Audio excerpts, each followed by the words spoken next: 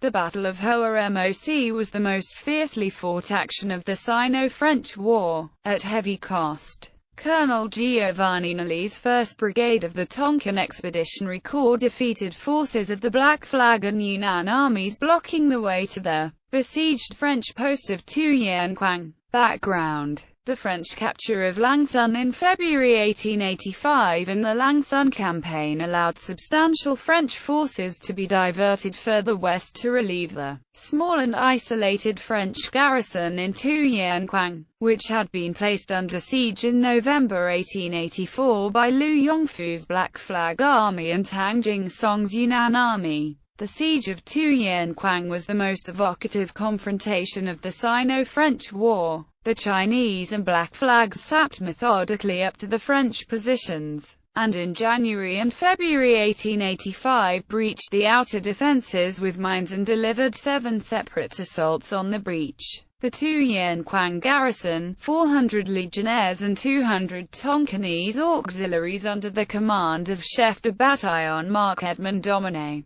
beat off all attempts to storm their positions, but lost over a third of their strength, sustaining a heroic defense against overwhelming odds. By mid-February it was clear that Quang would fall unless it was relieved immediately. Relief march of the 1st Brigade. The Battle of Hoa Moc was fought to relieve the siege of Quang, following his capture of Langsam on 13 February 1885. General Louis Briere de Lisle personally led Colonel Giovanni Nolli's 1st Brigade to the relief of Quang. The brigade left Langsam on 17 February, after replenishing its food and ammunition, and made a forced march back to Hanoi along the Mandarin Road, via Kut, Than Moi, Cau Sun and Ba Sila. After briefly pausing at Ba Sila to pay homage to the French soldiers killed in June 1884 in the Ba Sila ambush, Giovanni Nolli's men pressed on to Hanoi via the French posts at Kep, Phulang Tong and Ap Cau. The brigade reached Hanoi on the evening of the 22nd of February. It had left Langsam 3,000 strong, but straggling had reduced its numbers by a sixth, and it set off to relieve Quang with only a little over 2,400 men. 5 gunboats of the Tonkin Flotilla carried Giovanni Nolli's men from Hanoi up the Red and Clear rivers and put the brigade ashore near the French post of Fudon on the Clear River, 50 kilometers southwest of Quang. The brigade was reinforced at Fudon on 24 February by 2 ad hoc infantry battalions drawn from the garrisons of Sun Tai and Hung Hoa. This mixed force of Turcos, Marine Infantry and Legionnaires, under the command of Lieutenant Colonel de Mauchen, had set out from Hung Hoa on 21 February. The relief force now numbered 3,400 men. On 27 February Giovanni Nolli's men set out from Fudon towards the Uoc Gorge, the most direct route to Quang. The French knew that the Chinese and Black Flags had established a strong blocking position in the Uoc Gorge, near the village of Hoa Moc.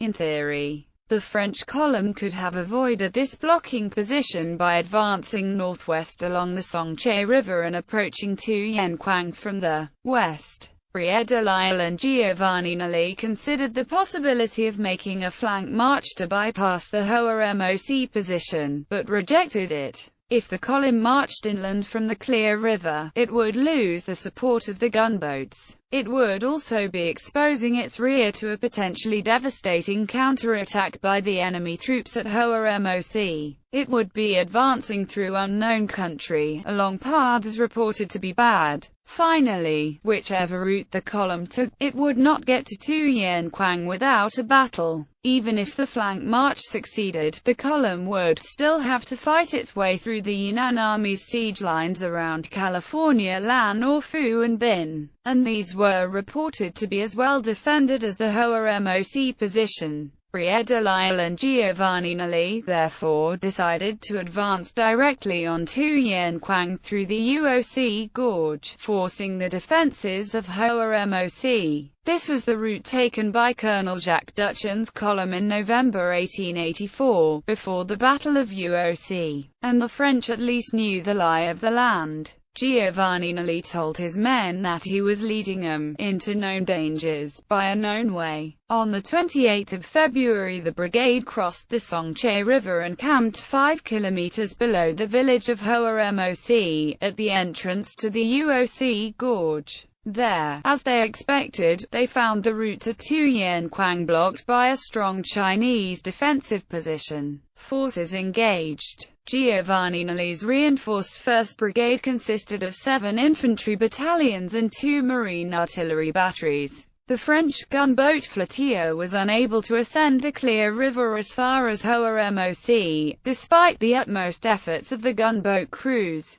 who hauled their vessels along the shallow riverbed. Their absence was recognized by the French officers as a serious loss. Had they been present, they could have sailed up the Clear River beyond the Black Flag positions and enfiladed them from the rear, as they had done in September 1883 in the Battle of Palan. The Chinese and Black Flag forces blocking the way to Quang were under the personal command of Liu Yongfu, and seemed to have numbered around 6,000 men. They held 3 lines of trenches, one behind the other, and the flanks rested on the Clear River to the east and on impassable mountain terrain to the west. Their position was well chosen, and the French had no option except to attack it frontally. Their single advantage was their artillery, which was stationed by Giovanni Nulli on hilltop positions from which the guns could fire down into the enemy trenches. The Battle of Hoa Moc. The French approached the Chinese and Black Flag positions late in the morning of the 2nd of March 1885.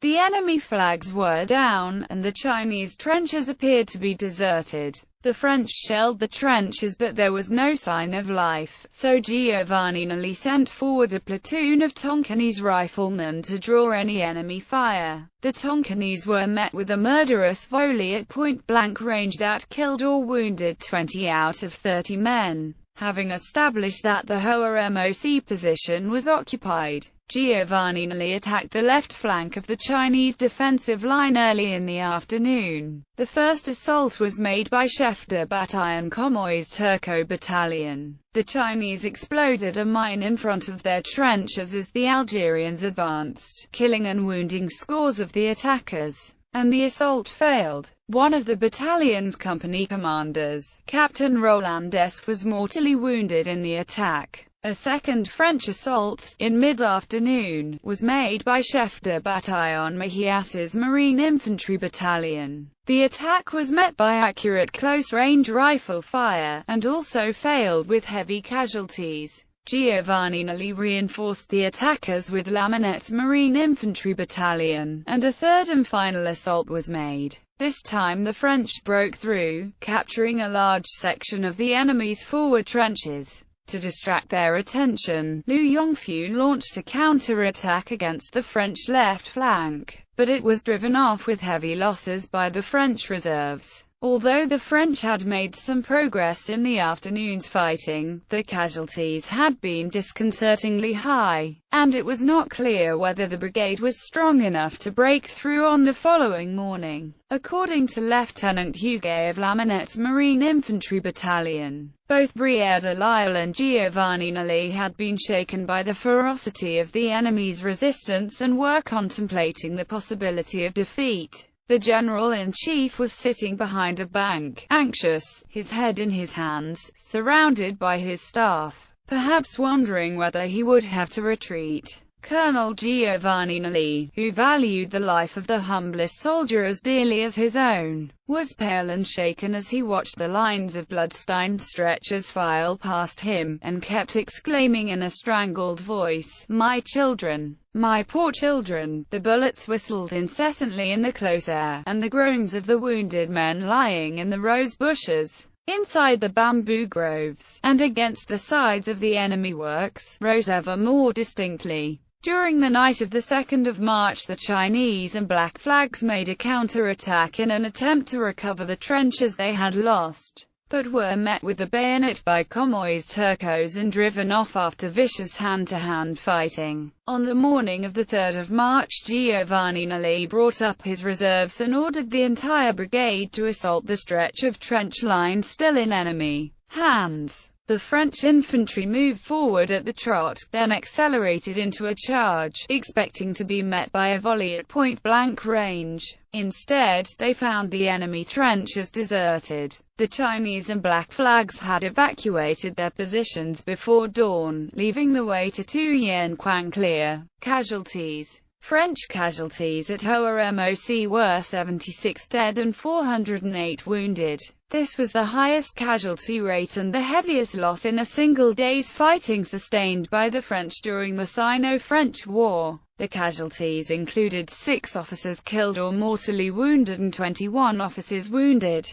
3 of the 21 wounded officers later died of their wounds. The heaviest losses fell on Mejias's Marine Infantry Battalion. The battalion's strength on 26 December 1884 was 600 men and 19 officers. Its casualties in the Battle of New Bopam during the Langsam campaign had been relatively light, but after Hoa Moc it could only muster 307 men and 6 officers. The French wounded were evacuated back to Hanoi aboard the gunboats, but many of them later died of their wounds in the overcrowded military hospitals of DAP-CAU and THICAU. Chinese and Black Flag casualties at Hoa Moc were almost certainly far higher, if only because of the sustained pounding they received from the French artillery throughout the battle, but cannot now be recovered. The Chinese and Black Flags removed their dead and wounded from their positions when they withdrew,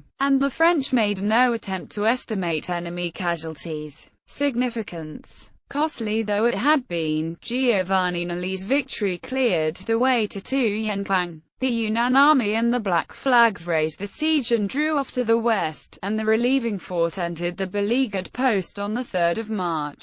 Brigadier Lyle praised the courage of the hard-pressed garrison in a widely quoted order of the day. Today, you enjoy the admiration of the men who have relieved you at such heavy cost. Tomorrow, all France will applaud you. The French public did indeed applaud Chef de Bataillon Marc Edmond Dominet's defense of Quang, and it eventually became the defining image of the Sino-French War in France. The Battle of Hoa Moc, fought to relieve the besieged garrison, is far less well known, and some of its participants were aggrieved at how quickly their achievements faded from the public's memory. They took what comfort they could from the order of day issued by Brigadier Lyle to the 1st Brigade on 5 March 1885. Vous venez d'ajouter une glorieuse page à l'histoire du corps expéditionnaire. Après vos victoires sur la route de Langsam, sans vous accorder un repos d'ailleurs bien mérité, j'ai dû vous demander de nouveaux efforts,